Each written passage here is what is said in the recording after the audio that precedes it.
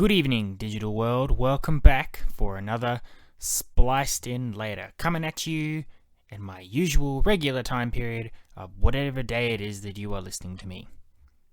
These go up on a Tuesday, but it just occurred to me as I was saying that you can listen to it any day of the week. So, happy day that it is that you are listening to me.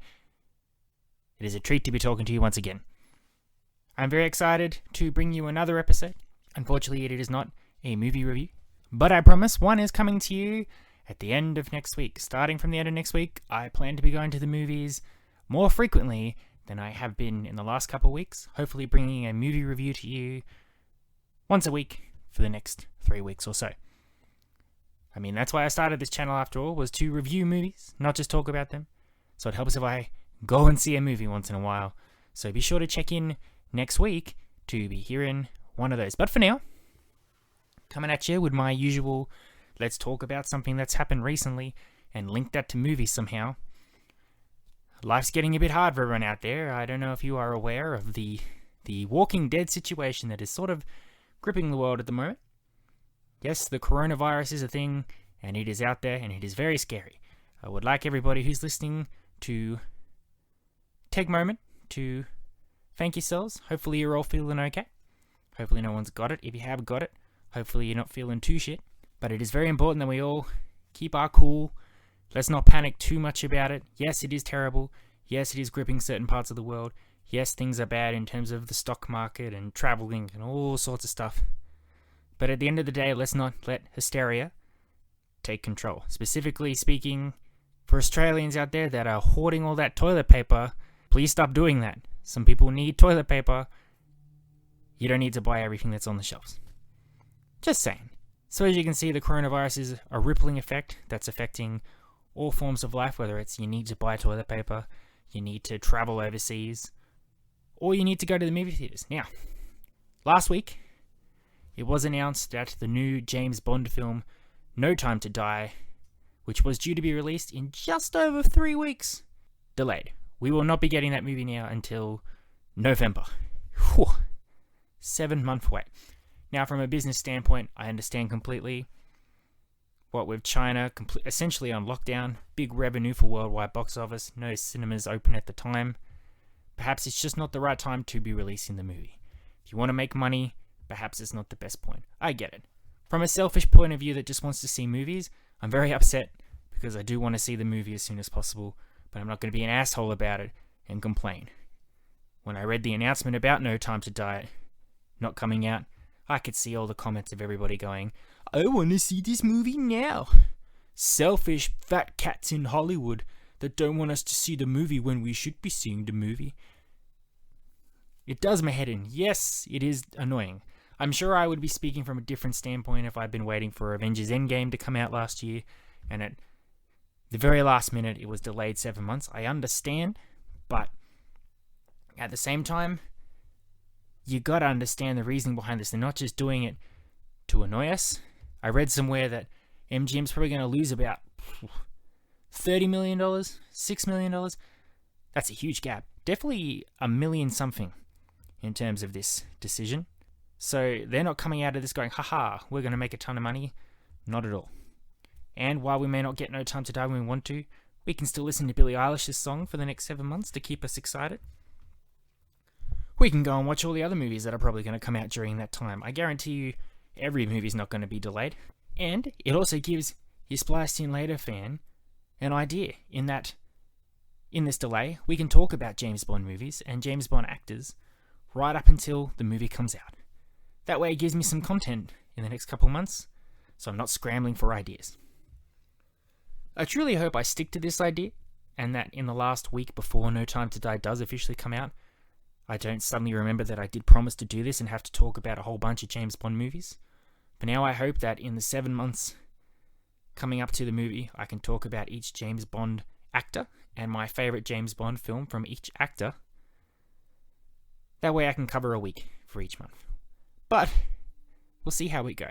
Let's start things off with my absolute favourite James Bond movie, and in essence, maybe my favourite James Bond actor.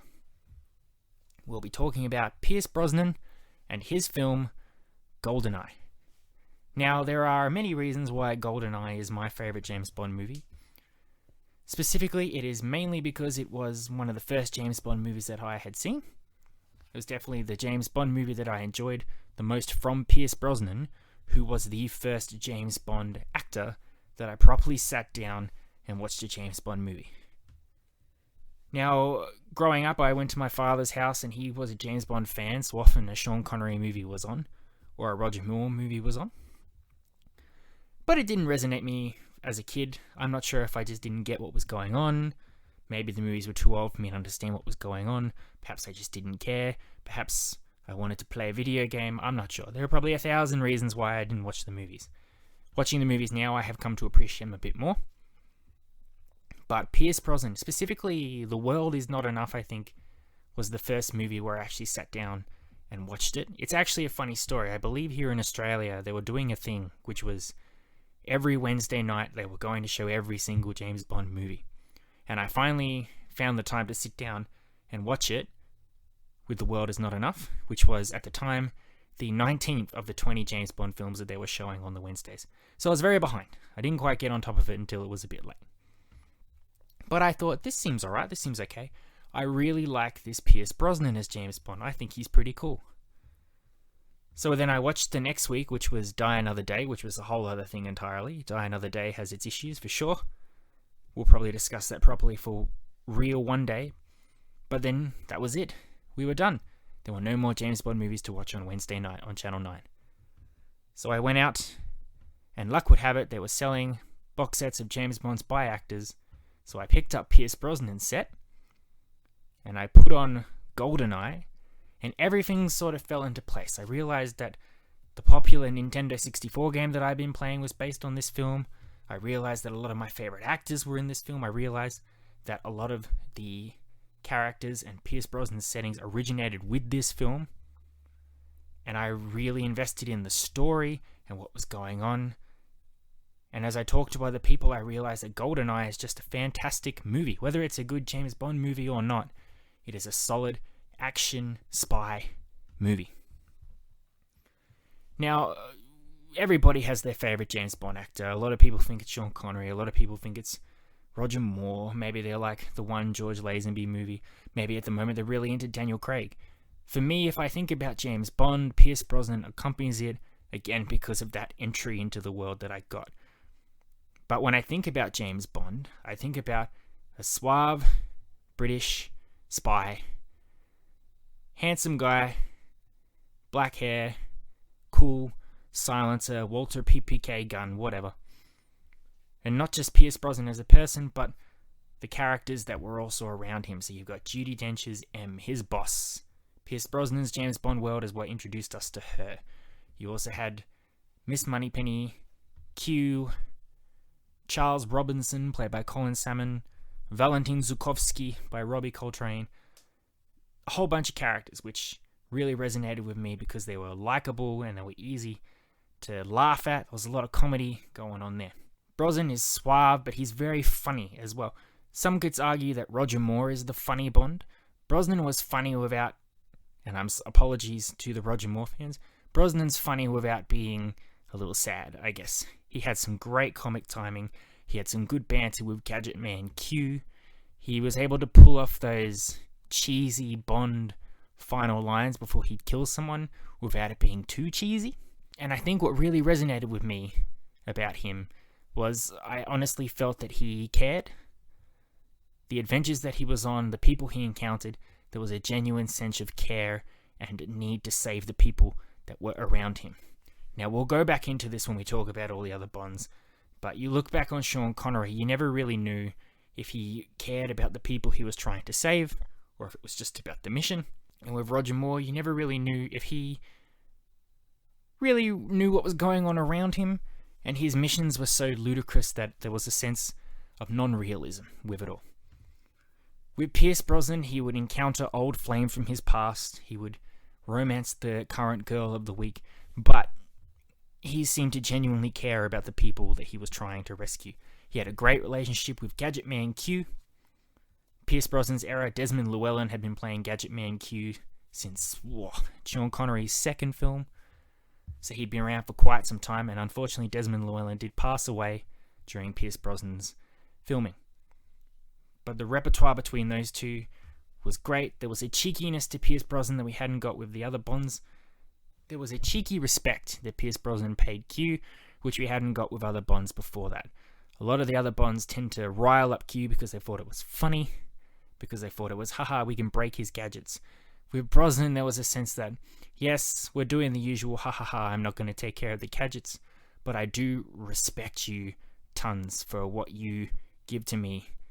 In essence, I would not survive the missions that I've been on without you.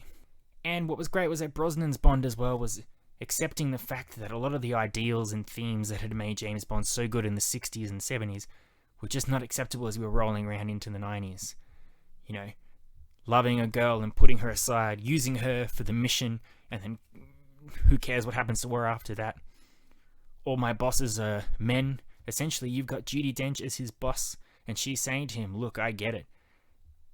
You've never answered to a woman before? Well, tough noogies. Here we are now. And Pierce Brosnan went, yeah, okay, cool. I respect you. Pierce Brosnan movies as well were the first time that the greater characters around James Bond got a bit of the limelight. You know, we've had tons of M's, we've had tons of Miss Moneypennies, we've had a few characters come and go, but rarely did we ever start to invest in these characters that were in Bond's life every single movie. Judi Dench was the first M where you got to see a lot about her backstory. You got to learn who she was as a person, how her missions as a spy affected other people, and sometimes things from her past came back to haunt her. And then, of course, that was built on even more in the Daniel Craig movies. But Brosnan's Bond, that's where it started it all. So, we've discussed a lot about what makes Brosnan's era good and the characters and whatever. Why is GoldenEye the best Brosnan film, and why is it the best James Bond movie? Strictly speaking, it is a fantastic story with great twists and turns, great action, great new characters introduced into the Bond world. One of those few Bond films where there's a sense of real distress for what Bond is going through in the movies. It's hard to talk about GoldenEye without spoiling it, but I feel like we can get into a tiny bit of spoilers just because the movies existed for so long, and also a lot of my listeners I know have played James Bond GoldenEye Nintendo 64. Simply put, the plot of GoldenEye: James Bond went on a mission once with his old friend 006 Alec Trevelyan, played by Sean Bean. During the course of the mission, 006 was killed. Bond went off on his merry way. Later on in the present day, he's trying to take down a mysterious organization called Janus, which seems to be evil spies, an evil terrorist organization out to cause terrorist attacks for money, essentially profiteering. And of course, as he goes on this mission, he realizes that involved in this conspiracy is 006. Now, Sean Bean is a fantastic Bond villain. There is a sense of real connection between him and Bond that you have not had with Bond villains in the past. You feel like they were really good friends before the situation dissolved into what it was. And there's that personalism. He knows what Bond's going to do. He, in many ways, would like Bond to join him, but there's also that disdain for everything that Bond stands for. We get a villain that is truly important to Bond in a way that we haven't had villains in the past, that have wanted to blow up the moon, feed him to sharks, use diamonds to make super lasers. No, this is a real, hardcore, serious Bond film. The twists and turns don't just stop with 007. We've got some great moments where allies become traitors, supposed enemies become allies. It's great played along the backdrop of the Cold War, or a relic of the Cold War as M calls James Bond. The KGB, the Soviet Union's collapsing. We've got all of that going on as well. The final battle as well isn't some outlandish, completely unbelievable situation where one has to fight on the moon or on top of the San Francisco Bridge or in a super secret under the sea base. It's just on a radio tower, and it's just trying to stop a message being sent to a satellite. It's so simple and so real, and what's great about it is everybody puts in 110% to convey the emotion. Bond is so upset with what's going on with 006, trying to help people and make up for the sins of his past. Sean Bean is fantastic, purveying that love and hatred Judi Dench, great in her first appearance as M. Some fantastic henchmen, Xenia Onatopp. She goes to show that even with a serious film like this Bond GoldenEye, you can still have the crazy henchmen. Great, good Bond girl in Natalia Simonova. I hesitate to say the word Bond girl. I don't like to use it too much. It's hard to not use it when describing people, but I will say right here and now that the term Bond girl is very outdated. So we'll just say from now, female protagonist. I'd apologize for the 1,000 times I said Bond girl before this, but we'll try and refrain from saying it moving forward. So GoldenEye, top marks, 10 out of 10. Moving forward with the rest of the Brosnan films, they get a bit more outlandish, a bit more silly, but there's still something really good about each film. Tomorrow Never Dies, really cool at showing the media and manipulating the news for profit with the villain Elliot Carver. Plus we get one of our unusual female protagonists that is actually a spy, and Bond's equal in terms of action, Wei Lin, played by Michelle Yeoh.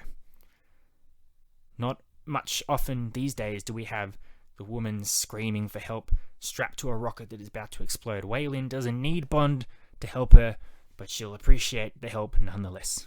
The World Is Not Enough, as I said, the first Bond film that I saw. One of the first films that really delved into M and who she is as a person, and how it affects Bond and the current villain. And of course, Die Another Day cops a lot of slack. Can be argued that it is not a great Bond film, but it has its moments. It has a very good opening, sets the serious issues and sets the bar for what Bond needs to overcome to escape, to defeat his enemies. Some real serious moments. And then when it's being non-serious, it's so out of left field that it's kind of enjoyable to watch. Basically, the bad guy wants to use the sun to destroy his enemies.